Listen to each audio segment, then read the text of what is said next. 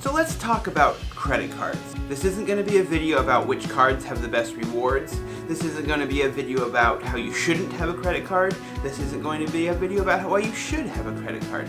This is just a video about something I read recently. And I think it's extremely important for you to know the psychology, a little bit of the psychology behind this mega billion-dollar industry of credit cards. This is an article from the New York Times. They're interviewing a lady named Nina Falcone. She talks about how she uses her credit card for everything these days, rarely if ever pays in cash. Now Ms. Falcone doesn't carry a balance. She follows that advice where she pays off her balance in full every month. Here's where the story starts to get interesting.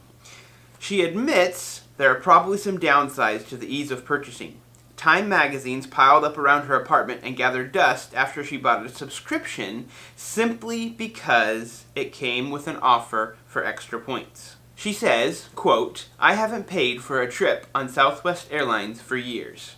And while that may be technically true, there's a lot of research that suggests that consumers are spending more using plastic than they ever would with actual cash. Incentives like frequent flyer miles or rewards points only amplify a temptation that banks and financial services companies have been profiting from for decades.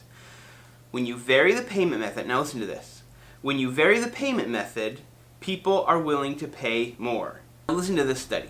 They held an annual auction of tickets to baseball games. Some were told they had to pay with the credit card and some were told they had to pay with cash. When the credit cards were the option, the students offered to pay roughly twice as much as they were willing to hand over in cash for the same tickets. Now, is it unusual that someone would pay twice as much with cards over cash? Yes. There are many, many studies that imply or indicate that the increase in spending when using plastic over cash is 5, 10, 15%. That's only half the story. This was extremely fascinating to me.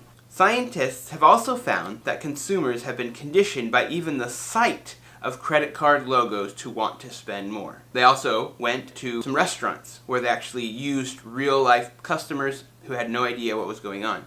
They placed the credit card logos and symbols on some tables and didn't set them on other tables. The sight of the images associated with credit cards prompted diners to spend more and leave bigger tips. Here's a quote. "People spend more when these stimuli are present. Just as Pavlov found that dogs would salivate when they heard tones that were associated with food, people have been conditioned to associate credit cards with spending. Credit cards also encourage people to pay more for everyday items than they might otherwise. Paying $5 for a coffee might seem like a lot if you only have $10 in your wallet, but if your credit card has a $10,000 spending limit, it doesn't seem like much at all."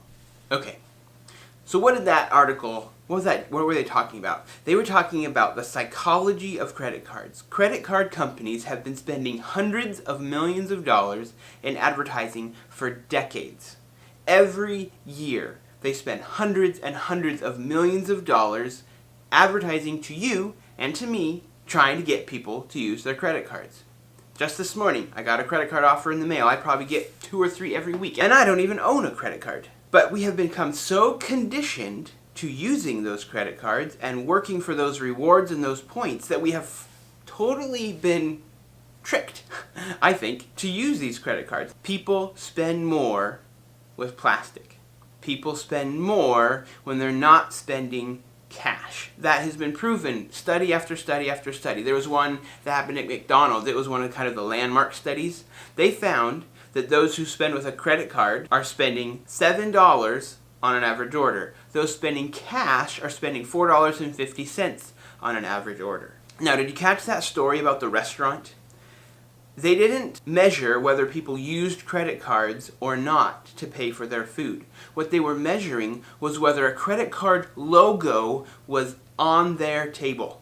They didn't say anything about whether those people paid with cash or card or gift card or anything.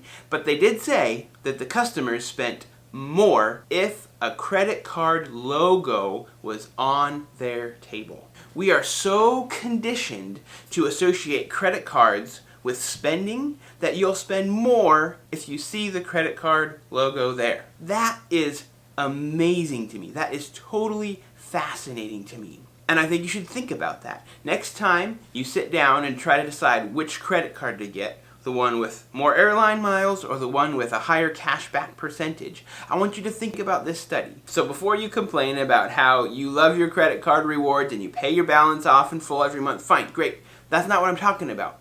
They want us to argue about that. Do you get that? They want us to argue about how this credit card is better than that credit card, or having no credit card is better than having a credit card. They want us to be arguing about those points. They want us to forget about the fact that we're spending more money. Why do you think stores originally started accepting credit cards? Because the credit card companies could go to them and say, hey, we can increase your sales by 10, 15, 20%. All you have to do is accept the Visa, accept the MasterCard, accept the American Express. And so stores did it. And now it's become so commonplace that stores would lose business if they only accepted cash. It just blows my mind.